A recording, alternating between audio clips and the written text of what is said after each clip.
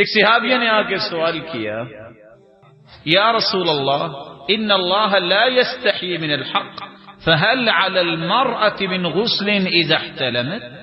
کیا عورت بھی صبح اٹھ کے غسل کرے گی اگر رات کو خواب میں اس کے ساتھ کوئی پہلو پیش آ جائے؟ ام سلمہ رضی اللہ تعالی عنہا مومنوں کی ماں ہیں، فغطت وجہها، مومنوں کی ماں نے اپنا چہرہ سوال سنتے ہی ڈانپ لیا۔ حیا اس کو کہتے ہیں۔ چہرہ کیوں ڈھانپ لیا؟ کہ ایسا بھی ہوتا ہے؟ سوال کیا ایسا بھی ہوتا ہے؟ یہ مومنوں کا وہ معیار تھا جس کو آج یاد رکھنے کی ضرورت ہے۔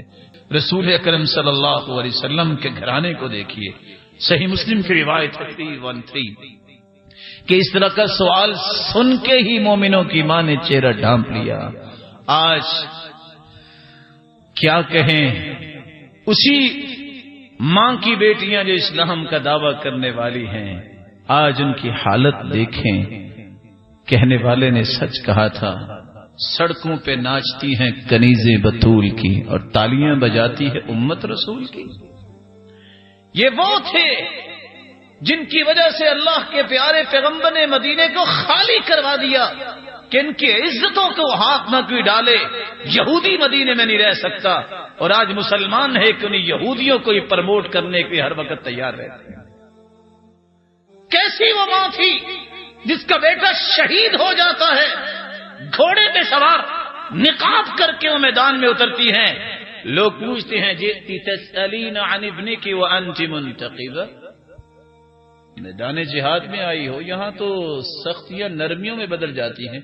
مثال کے طور پہ آپ اپنی شلوار کو ٹخنوں سے نیچے نہیں کر سکتے، مسلمان کے لیے ضروری ہے، کیونکہ حدیث میں آتا ہے ما اسفل من الکعبین من الازار ففی النار، جس کی شلوار ٹخنوں سے نیچے ہوگی یہ حصہ اس کا جہنم میں جائے گا اگر توبہ نہیں کرے گی۔ صحیح بخاری کی روایت۔ لیکن میدان جہاد میں آپ اپنی چادر کو نیچے لٹکا سکتے ہیں، روب جمانے کے لیے کہا آپ نقاب کر کے آئی ہو؟